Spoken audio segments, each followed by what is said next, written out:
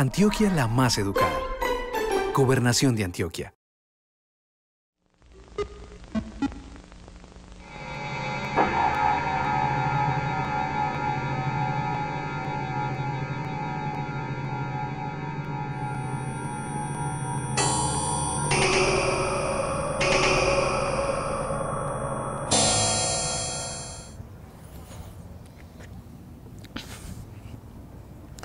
La primera mención que se hace de los números primos en la historia humana se la debemos a Euclides.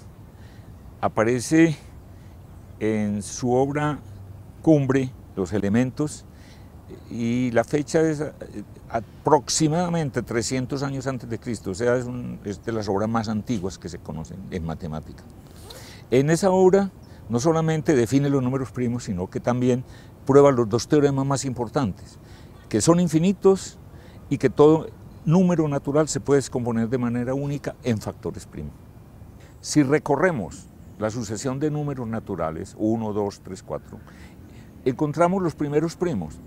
El 2 es el primer número primo y es par, 2 no admite sino dos divisores, 1 y 2. Le sigue el 3, curiosamente el siguiente también es primo. Después sigue el 5, ahí damos un saltico, no es divisible sino por 1 y 5, luego el 7, el 11, el 13, en fin, sigue una lista enorme y se van espaciando a medida que nos alejamos. Al principio parecen muy congestionados, digamos, y luego aparecen más espaciados. En este punto uno se pregunta, ¿cómo hago para saber si un número dado es primo? Hay un método derivado por Eratóstenes para hallar números primos entre 1 y n. Yo voy a hallar los primos entre 1 y 30. Empiezo por listar los números. ¿Cuáles de esos números son primos? Empiezo a partir del 2 a contar los múltiplos de 2. Es decir, me muevo de 2 en 2. 1, 2, tacho el número. 4 no es primo, es divisible por 2. Aquí estoy tachando los pares. Todos son divisibles por 2, por lo tanto son compuestos, no son primos. Esta es una eliminación, estoy cribando, estoy pasando por un filtro estos números que no son primos. 3 es un número primo, empiezo a tachar los múltiplos de 3, me voy de 3 en 3, 6 ya está tachado, 9 no está tachado, 12 ya está tachado, 15 lo tacho, 18 ya está, 21 no está, 24 ya está, 27 falta y 30 ya está tachado. El 5 es primo, entonces busco de 5 en 5 sus múltiplos. El próximo es 10, ya está tachado. El siguiente es 15, ya está tachado. 20, 25 me falta por tachar. 30 ya está tachado. Ahora los múltiplos de 7, el próximo primo son 7, 14, ya está tachado. 21, ya está tachado. 28, ya está tachado. No tengo que hacer nada más. Sigo con el próximo número primo. 11. Sus múltiplos, voy de 11 en 11. El próximo es 22. Aquí está tachado ya. Y 33 no está en la lista. Busco el próximo primo. El 13, los múltiplos de 13. 13 es primo. Luego, los múltiplos ya no son primos. El doble de 13 es 26. Ya está tachado. El siguiente ya se sale de la lista. Paso a 17, los múltiplos de 17, el próximo es 34. Entonces, en este punto, los números que quedan son todos primos. Pues resulta que con la aparición de los computadores, el número de cifras del número más grande conocido primo ha ido creciendo casi que potencialmente. Ya se ambicionan los 100 millones de cifras, hay hasta premios ofrecidos. De todas maneras, hay una cosa que es el récord de todos en este momento, un número muy especial. Tiene más de 17 millones de cifras. Ese es, digamos, el récord mundial de primos. El llamado segundo teorema de Euclides es famoso en la matemática porque ilustra una manera de pensar, de resolver problemas. Se llama el método indirecto. Uno, en lugar de demostrar la proposición, demuestra que negándola llega a una contradicción o a un absurdo. Entonces, por ese motivo ya tiene una importancia. Tiene otra muy especial, se llaman métodos ad hoc. El descubridor de la demostración se inventa un método que probablemente no sirve sino en ese problema, no tiene carácter general, pero es ingenioso, en este caso es muy creativo y es difícil que a una persona se le ocurra. Ya lo verán ustedes cuando yo haga la demostración. La tercera es su importancia dentro de la teoría de números, aritmética. Una pregunta que se hace mucha gente que empieza a estudiar números primos es, bueno, ¿y cuál es el último número primo? Uno siempre está preguntando por los extremos, por los grandes, ¿cuál es ese superprimo que es el mayor de la categoría? Pues la respuesta que dio Euclides es decepcionante para el que se hace esa pregunta. Dice, no hay ese superprimo, los primos nunca terminan. O sea, el número de números primos es infinito. Supongamos que hay un superprimo, el mayor de todos, llamémoslo P. Euclides pensó en lo siguiente, ¿qué tal si tomamos todos los números primos, los numeramos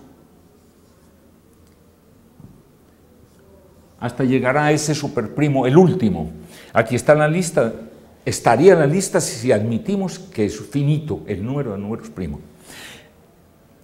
Euclides piensa en que los multipliquemos y le sumemos 1. A este número lo llamamos n. ¿Qué pasa con ese número n? Primero, es mayor que este superprimo p, porque es el producto de todos los primos hasta él más 1. Ya tengo un número mayor. La pregunta sobre n ¿es compuesto o es primo? Primero, no puede ser primo, porque si es mayor que p y este es el último, entonces no puede ser primo, luego es compuesto. Si es compuesto, todo número compuesto se puede dividir por algún primo, por eso es compuesto. Está compuesto de un producto de por lo menos 2 primos. Así que uno de esta lista está en n. Entonces podríamos escribir n de esta manera. Llamémoslo p sub i. Ese de esta lista que está en n. Y no me importa lo que quede, otro factor. Este sería n, que tiene que ser compuesto. Aquí está un número compuesto, tiene al menos 2 divisores. Bien. Igualo estas dos ecuaciones y llego a lo siguiente.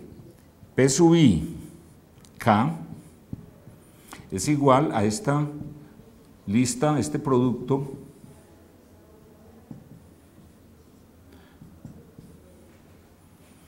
puedo pasar este término a la izquierda, o mejor, restar a ambos lados todo este producto y llego a la siguiente igualdad.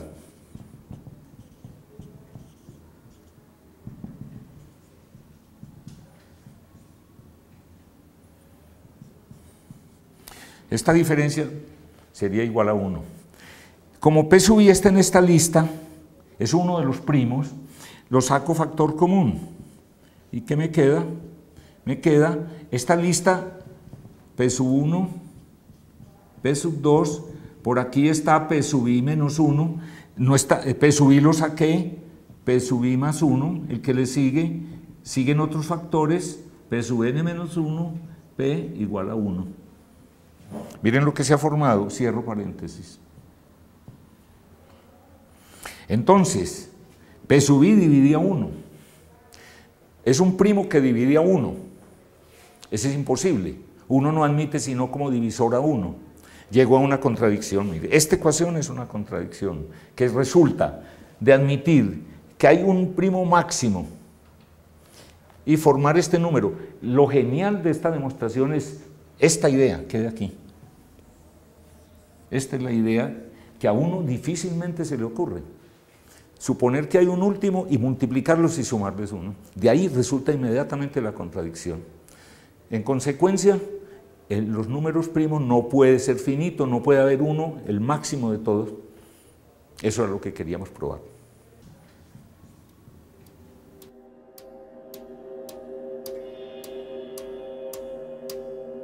Relacionado con los números primos, hay dos colecciones muy especiales. Una se llama números de Fermat, otra se llama números de Mersenne.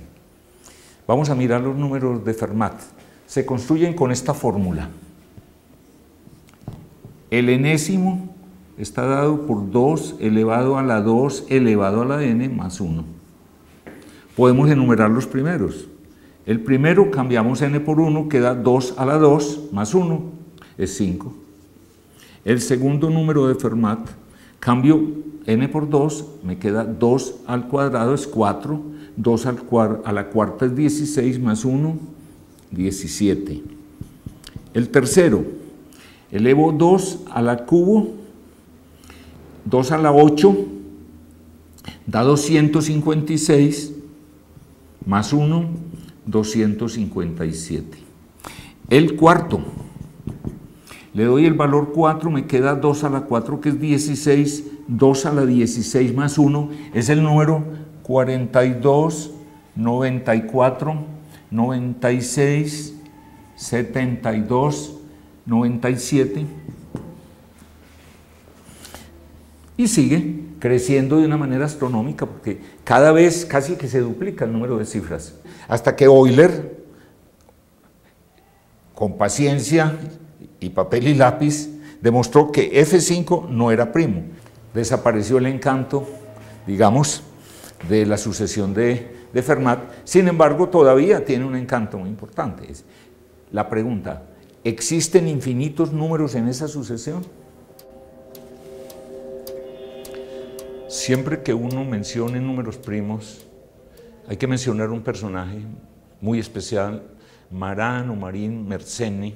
Nació en el siglo XVI, pero su trabajo lo hizo en el siglo XVII. A pesar de sus intereses religiosos que le copaban tanto tiempo, él tuvo tiempo libre y disponible para dedicarlo a la ciencia. Fue un filósofo, teólogo y además conocedor de toda la ciencia de su época. Dentro de los problemas que le interesaron a él estaban los números primos. Se buscaba una fórmula que diera números primos. Ese intento parecía imposible. Él lo logró a medias, digamos, con una formulita muy sencilla. 2 a la n menos 1. Voy a escribir en el tablero esa formulita y los números que se generan con ella.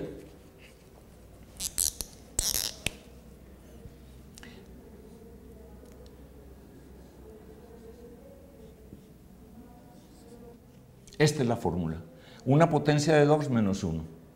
Con esa fórmula podemos generar este conjunto de números, llamémoslo m por las iniciales de Mersenne.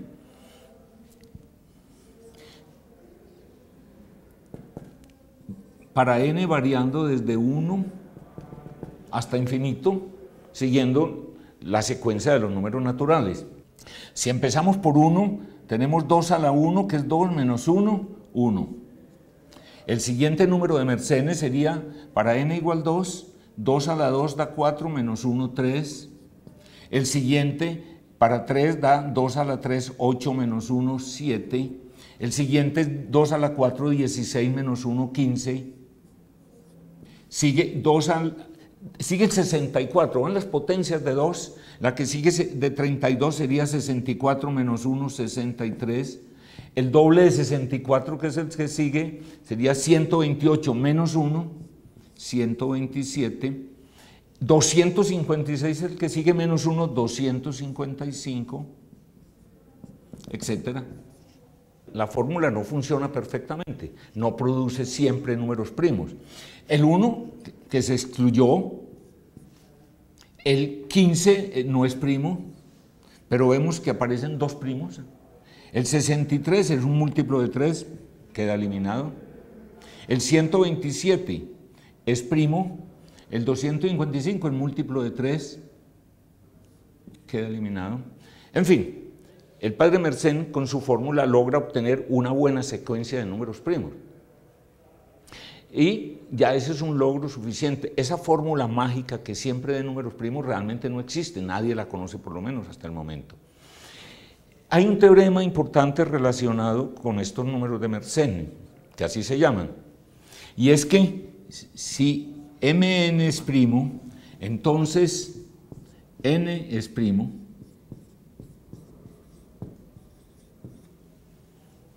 por desgracia no funciona al contrario. Si n primo resultaría el número de Mersenne primo. Ese sería lo mejor que se podía haber logrado, porque tiene una manera de generar números primos tan grandes como quiera. La formulita mágica de Mersenne ha permitido obtener en este momento el récord. No sabemos si hoy, pero al menos en el 2011 era el récord, el número máximo primo conocido. Es el Mersenne correspondiente a 43.112.609. Este es el gigante, o sea, habría que elevar 2 a este número y restarle 1. No la puedo escribir aquí realmente, tiene 12 millones de dígitos. 12.978.609. En la aritmética, casualmente, el teorema fundamental de la aritmética lo encontramos, ese tesoro lo encontramos en el libro de Euclides, en los elementos. ¿Qué dice el teorema? Una cosa muy sencilla, que todo número natural se puede descomponer de manera única en factores primos. Por ejemplo, 6. 6 es 2 por 3 y no hay ninguna manera distinta de formar el 6. Para formar el 12, por ejemplo, tenemos que multiplicar 2 por 2, 4, por 3, 12. Su descomposición sería 2 al cuadrado por 3, no hay otra manera. Y eso así para todos los números naturales. Hay una curiosidad biológica que tiene conexión con los números primos. Se trata de un insecto, la cigarra, se llama la cigarra periódica. En Estados Unidos hay 2 especies, una que tiene un ciclo reproductivo y vital de 13 años y la otra 17. No es muy absurdo que un animal viva prácticamente enterrado sin moverse de un sitio y luego su vida realmente activa de adulto dure 2 o 3 semanas para 17 años de ciclo vital. Bueno, en fin, nosotros buscamos finalidades que muchas veces no existen. ¿Qué tal que no fuera primo y más pequeño? Por ejemplo, 6. Así que una especie podía ajustar sus ciclos de reproducción a los de la cigarra y aprovechar ese maná, lo que iría en detrimento de la cigarra. Así que esa lucubración tiene cierta validez. Ser primo y grande, el ciclo vital de la cigarra es una ventaja para el animal y una desventaja para sus predadores. Esta historia tan especial, tan curiosa y aparentemente tan absurda, creo que es un buen punto final para una charla sobre números primos.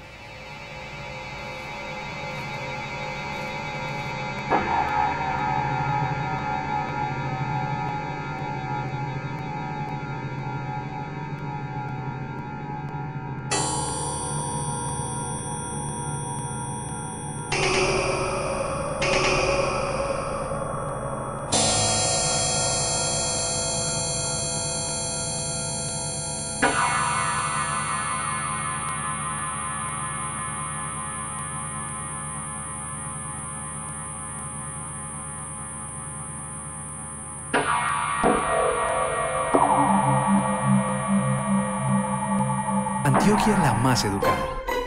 Gobernación de Antioquia.